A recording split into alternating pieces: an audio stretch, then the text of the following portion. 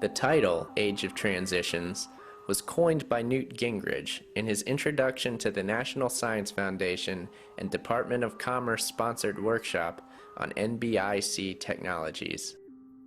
The workshop featured a wide range of participants from governmental and private institutions such as NASA, MIT, Carnegie Mellon University, the Department of Defense, Hewlett-Packard, and many more. It was a chance for experts in the fields of nano, biological, information, and cognitive technologies to discuss their visions for the future alongside government officials. And the goals discussed for the future were nothing short of Promethean, with the key goal stated as enhancing human performance. This in turn would lead to a more efficient societal structure. Indeed, technological convergence was given as the answer to all of the world's now infamous global problems. It promised to bring upon a new renaissance of human development. It was the hope of integrating humanity with nature to save the Earth. Visions laid out included robotics, cybernetics, artificial intelligence, life extension, brain enhancement, virtual reality, genetic engineering, and even teleportation. Enhancing human performance would require merging human biology with technology. Brain-machine interfaces, or BMIs, would allow the control of machinery with the brain itself. Implantable brain chips would also be able to store information and enhance cognitive function. The ultimate human-machine symbiosis could be to download an actual copy of a person's brain into a supercomputer. This would allow someone to effectively live forever within a computer-generated virtual simulation. More subtle concepts such as using virtual reality in classrooms were also discussed. And of course, the military implications of convergence were quite obvious, as cybernetic enhancement of human performance is inevitable. Achieving these visions requires the decoding and understanding of complex systems, the most important complex system being the human brain. After all, it is the driving force behind human performance. Through the use of bioinformatics, functions of the brain could be understood. Bioinformatics is the process of collecting data from a biological system in order to understand how that system works.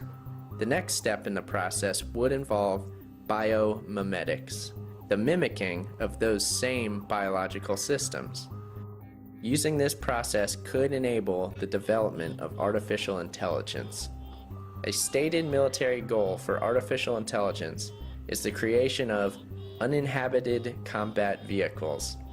Removing the pilot would result in a more combat-agile aircraft. These machines would also have the ability to maintain themselves. The use of new materials created with nanotech would enable lighter, stronger, high-tech solutions. And of course, the super soldier was also mentioned at this conference. All sorts of new techniques, from pharmaceuticals to robotic exoskeletons, can make this vision come true. It's important to realize that this report clearly states that cybernetic enhancement of human performance is inevitable, with Newt Gingrich proclaiming, "Those countries that ignore these patterns of change will fall further behind and find themselves weaker, poorer, and more vulnerable to their wiser, more change-oriented neighbors." Mr. Gingrich conservatively calls for a tripling of the National Science Foundation budget. He also mentions George Bush's approval of a $604 million increase towards the nano budget. Convergence is the priority area of importance in implementing the great promise of a new day for the 21st century. One group stands above all others in applauding this funding for convergence.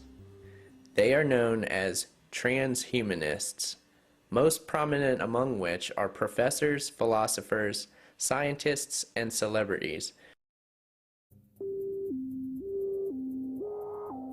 The multiple drivers of human behavior have long been known.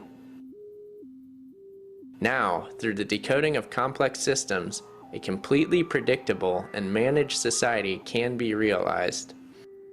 To use the tremendous computing power we now have to integrate data across these fields, to create new models and hence new understanding of the behavior of individuals.